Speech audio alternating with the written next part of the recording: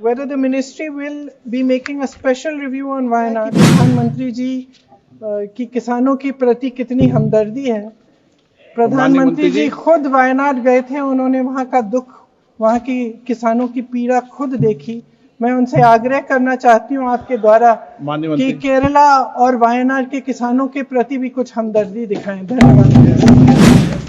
Shrimati Priyanka Gandhi Wada. Honorable Minister would be aware that under the original Vidarbha package, 3 districts of Kerala were included.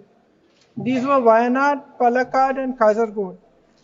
Would the minister be pleased to state the achievements of this package in the 3 districts, whether the ministry will be making a special review on Wayanad, keeping in mind the massive setbacks faced by farmers due to the disaster that they faced in 2024?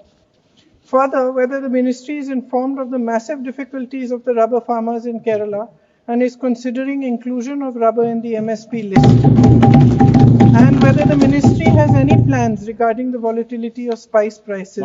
अध्यक्ष महोदय जी, मंत्री महोदय जी ने बहुत उल्लेख किया कि प्रधानमंत्री जी की किसानों की प्रति कितनी हमदर्दी है। प्रधानमंत्री जी खुद वायनाड गए थे, उन्होंने वहां का दुख, वहां की किसानों की पीड़ा खुद देखी।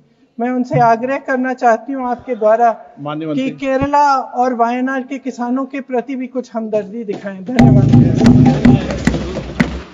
माननीय अध्यक्ष महोदय, किसान किसान हैं, चाहे वो केरल का हो चाहे वो कर्नाटक का हो, हम सब भारत मां के लाल हैं। भेदभाव का कोई सवाल नहीं है। मैं निवेदन करना चाहता हूं कि जब ऐसी प्राकृतिक आपदाएं आती है तो हर एक राज्य को SDRF के तहत केंद्र सरकार राशि आवंटित करती है। प्लानिंग कमीशन अनुशंसा करता है उसके अनुसार, और उसमें 75% हिस्सा केंद्र का होता है, 25% जो राशि होती है वो राज्य की होती है।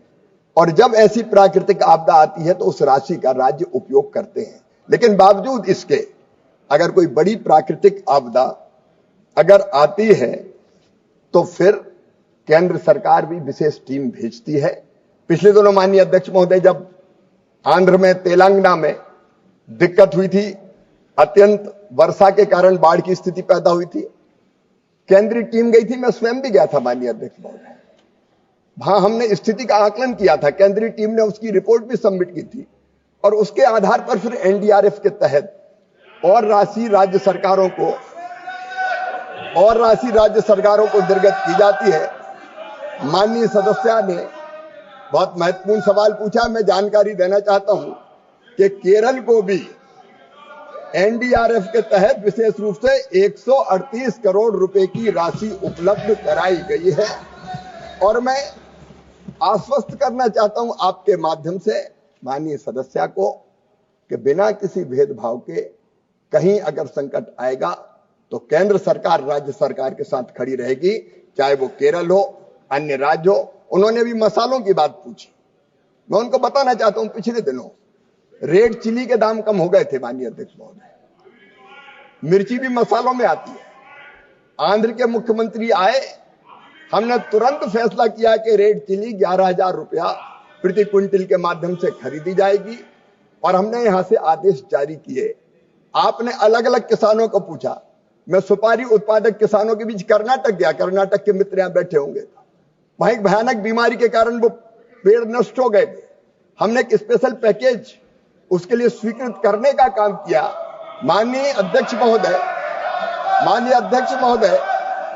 जहां भी प्राकृतिक आपदा से किसानों पर संकट आएगा, वो देश के किसी राज्य के किसानों, किसी गांव के किसानों, उनके साथ भारत सरकार सदैव खड़ी रहेगी।